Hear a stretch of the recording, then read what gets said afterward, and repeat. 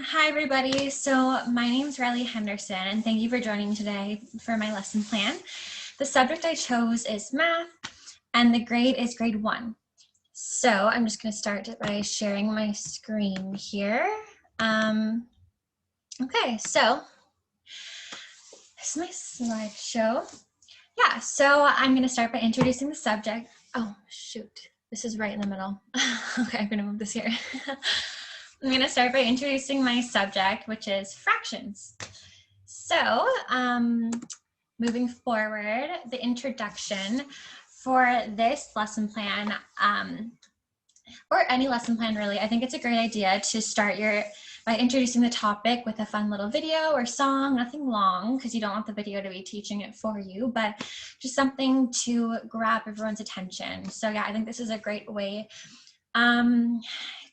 to really engage the kids in a fun way, and hopefully a good little start for them to start doing their work. So I won't play all of this for the sake of, I won't play all this for the sake of time, but this is just one I found online. We're so lucky with technology because there's so many things online we can find, but yeah.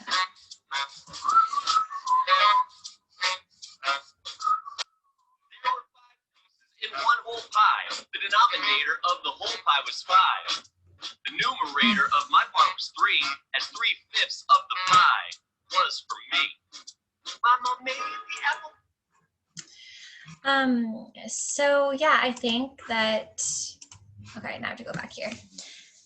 So yeah, starting the lesson plan with a song, I think could be very engaging.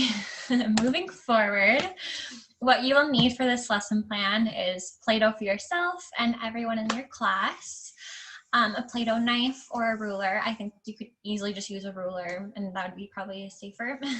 A cutting board, desk, pieces of paper, you need your worksheets, something to write on, and your writing utensil, and a bag of bars, preferably healthy or nutritious.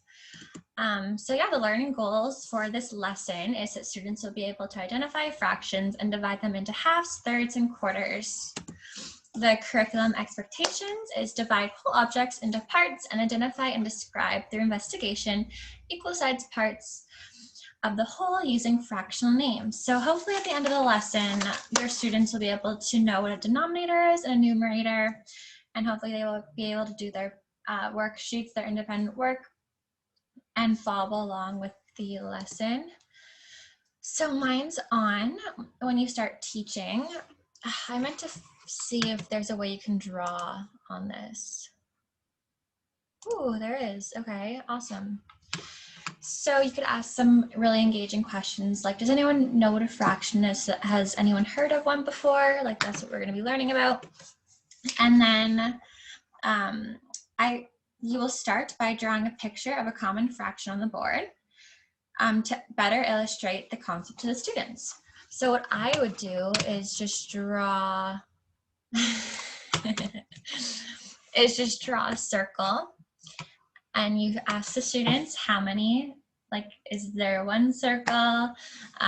They should obviously be able to know. And then you cut it in half and you color in one side and you say how many sides is colored in. And then they should say one side is colored in, so 1/2.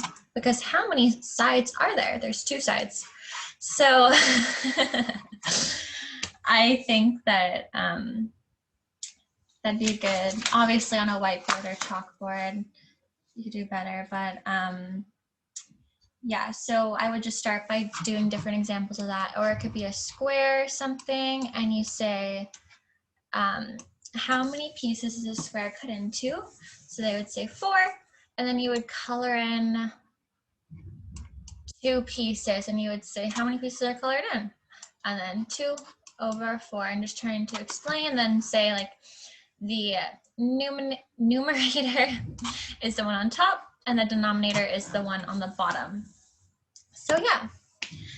Then we move on to, okay, I'm going to stop sharing my screen. Oh, okay. Perfect. So I hope that worked. Now we move on to, I guess, the hands-on aspect of it and the action and questioning. So you will start by displaying a thing of Play-Doh in front of you, and every student, they will get their own little thing of Play-Doh to play with. And you tell them that you want, and then you make it into a shape or whatnot, and you tell them to cut it in half. And then they have 2 pieces, and there's one out of the 2 pieces. And then I would tell everyone to watch me, and then I would take my Play-Doh shape, I would cut it in half, and then I want to tell the class that I'm giving half of the Play-Doh to a person in the classroom. So a student volunteer. So I will use my ruler to cut the Play-Doh shape in half and give 1/2 to a student volunteer. Then I write on the whiteboard that it's 1 out of 2. So you want to write the fraction out on the board. Then you explain to the students that the denominator, which is the number on the bottom half of the line, tells how many equal parts the item is divided into. Then you tell your class that the numerator, which is the number on top of the line, tells how many of those parts are being referred to. So you show the students your other Play-Doh shapes, and you tell them you're going to divide the shape into 3 equal pieces. Divide your Play-Doh shape into thirds, give 1/3 to a student volunteer, and tell your class that you just gave away 1/3 of your Play-Doh. So you're going to do the same thing. You're going to write 1/3 on the board and explain once more to the students that the denominator tells how many equal parts the item is divided into, and the numerator tells how many parts it's being referred to. So starting with these simple fractions, you would ask your students if they have any questions or anything like that. And then you'd move forward, and hopefully that's a fun way. If they have their own Play-Doh in front of them too, they can follow along with you and do it with them. Or I was thinking you would also tell them to go into different little groups and use one of those generator things that just, because I always loved that when I was a student, when the teacher would put online just random, like they'd pull names out of a hat, or it'd be like that little spinny thing that chooses groups, because then you could be with new people. So I would definitely do that.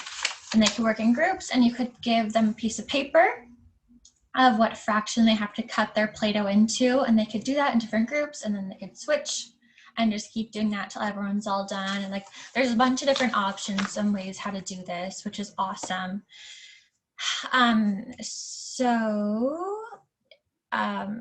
Yeah, you can also ask really engaging questions like how much of the piece of Play-Doh has been taken, how do you know, who took it, like things like that. And then you can also choose students to come up in front of the class and write the fraction that represents the pieces that were taken from the Play-Doh. So hopefully they would get that correctly, and then you can have people come up to the classroom. Yeah, so after some practice, you can draw a circle on the board. Below the circle, write the fraction 3 out of 4. Ask a student volunteer to shade in the correct number. So I'm gonna start sharing my screen again. So do I have, oh yeah, I think I have the marker on right now. Yeah, so I would start after everyone's done their group work or done playing with their Play-Doh, they would obviously put it away and start to clean up that.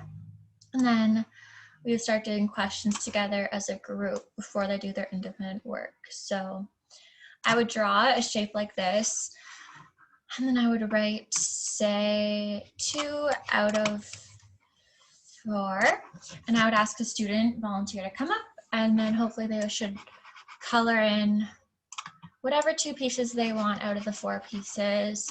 And then you can just keep doing that over and over for practice as a group. And it's good to get the students out of their little bubble to come up in front of a crowd.